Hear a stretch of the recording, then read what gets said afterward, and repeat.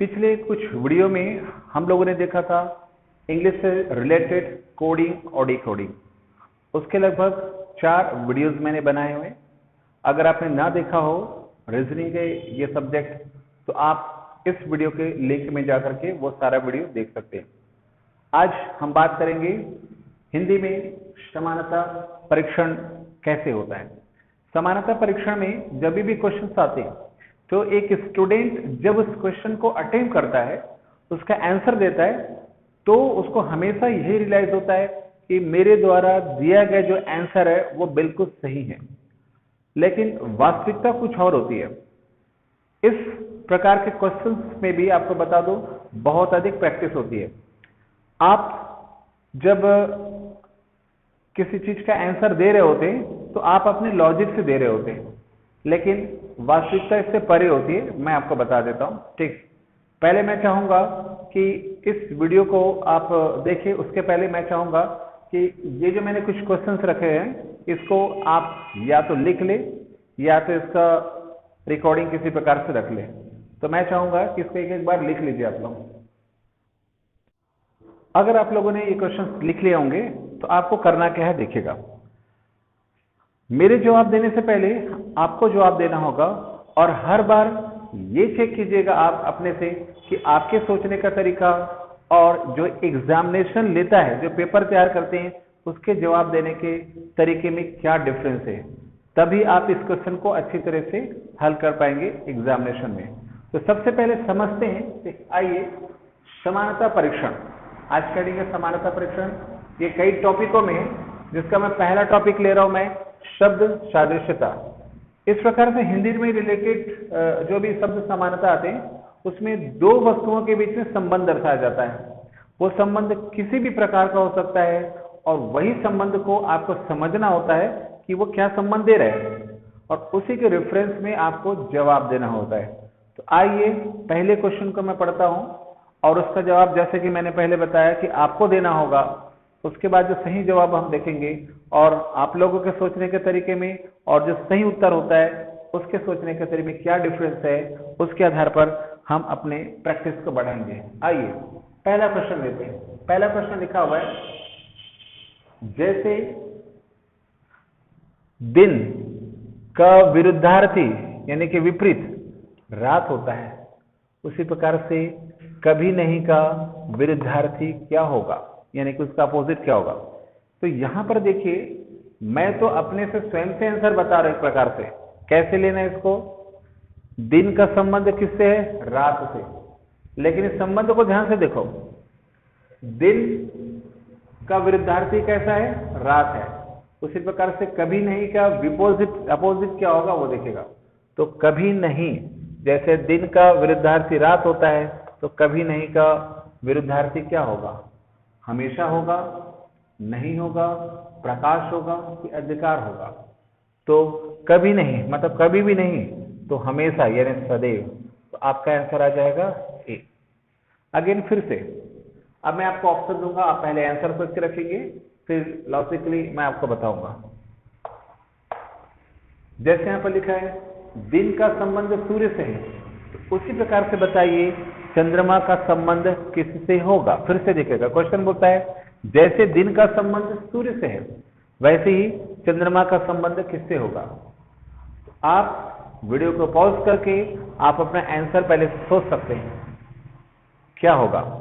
उसके बाद वीडियो को फिर से स्टार्ट कीजिए और देखिए मैं जिस हिसाब से बता रहा हूं क्या आपके सोचने का तरीका भी वही है, क्योंकि मैंने जो रिकॉर्डिंग जो बना रहा हूं वीडियो, वो एग्जामिनेटर के सोचने के तरीके के अनुसार से बना रहा हूं, जो कि रियल मेथड होता है। आइए आप लोगों ने अगर जवाब तैयार कर लिया होगा तो चलो देखते हैं क्या होगा। लॉजिकली कैसे हो रहा है।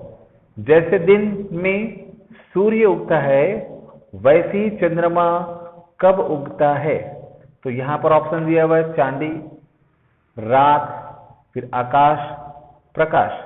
तो जिस प्रकार से दिन में सूर्य उगता है उसी प्रकार से चंद्रमा कब उगता है? रात में उगता है। तो ये इसका सही तरीका होगा। तो आपने भी जिस तरीके से सोचा होगा, अगर मेरे ही जैसा सोचा है, एग्जामिनेशन के जैसा सोचा हुआ है, तो बिल्कुल सही जा रहे हैं आप। ठीक, आइए क्वेश्चन नंबर 3 देखते हैं।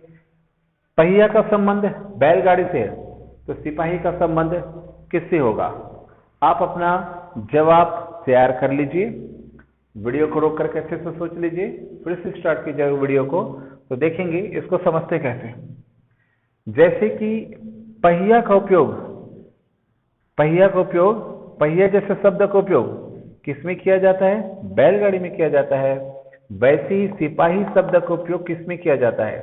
सिपाही डिपार्टमेंट किस चीज के अंतर्गत आता है? हवलदार के अंतर्गत आता है, सेना के अंतर्गत आता है, लड़ाई के अंतर्गत आता है कि शांति के अंतर्गत आता है? तो जिस प्रकार से पहिया बैलगाड़ी में होता है, उसी प्रकार से सिपाही किसके अंतर्गत होता है? सेना में जो रहते हैं, सर्विस करते हैं, उसको हम क्या बोलते हैं? सिपाही कहते हैं। अगर हवलदार होता तो यहाँ पर पुलिस शब्द लिखा होता, पुलिस का संबंध किससे होता? वो हवलदार से होता। तो जैसे कि पहिया बैलगाड़ी में होता है, उसी प्रकार से सिपाही किस डिपार्टमेंट से संबंधित है? सेना डिपार्टमेंट से संबंधित है। आइए नेक्स्ट क्वेश्चन देखते हैं। क्वेश्चन नंबर 4, थर्मामीटर का संबंध तापमान से है। तो बताइए, जो 4 आपको ऑप्शन दिए हुए हैं, इसमें एक ऑप्शन छूट गया है, वो हम देखते हैं।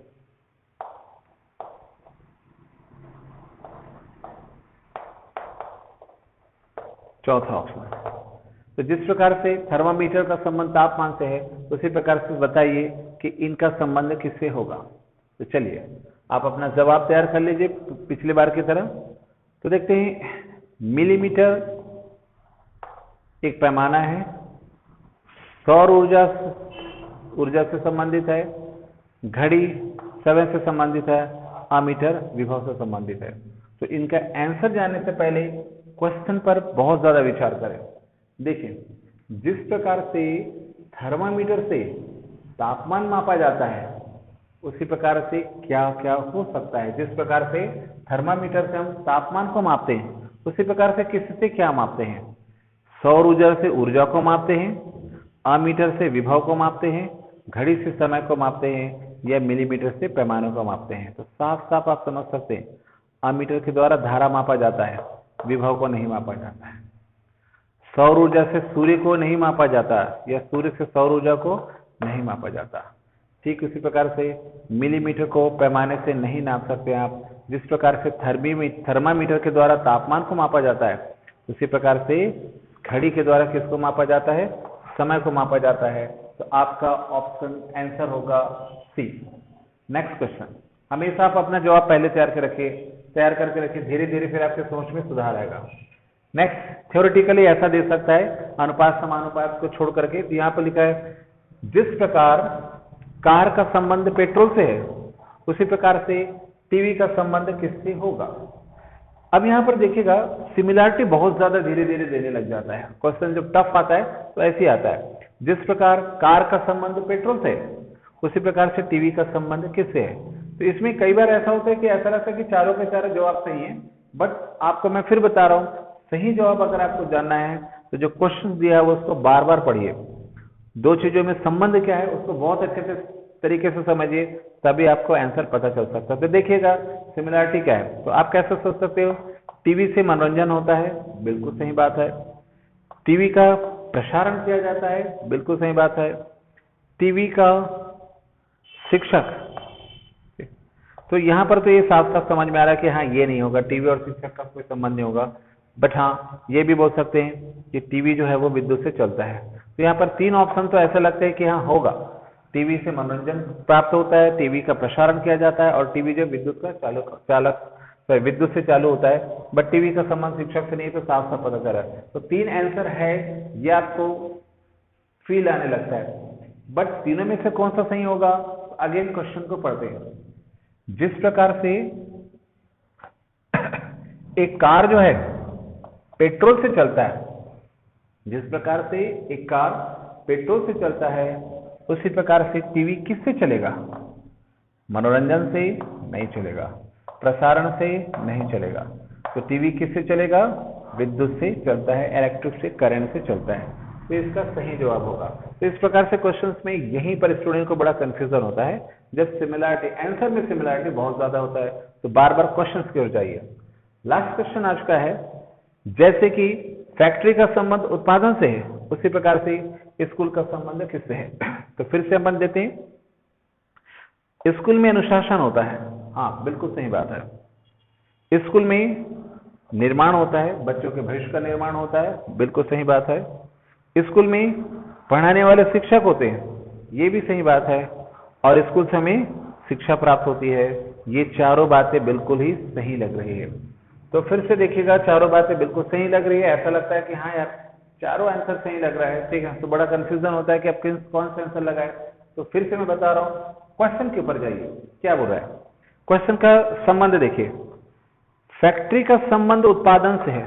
किस प्रकार का संबंध है कि फैक्ट्री में हमेशा कौन सा कार्य किया जाता है? उत्पादन का कार्य किया जाता है, उत्पादन का कार्य किया जाता है।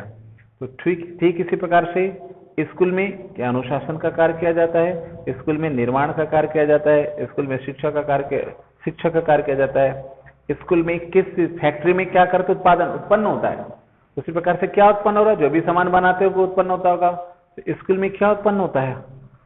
शिक्षा उत्पन्न होता है, शिक्षा का उत्पादन होता है। वहां पर हमेशा एक शिक्षक जो रहता है बच्चों को नई नई शिक्षा देते रहते हैं। तो हमेशा स्कूल में शिक्षा का उत्पादन होता है।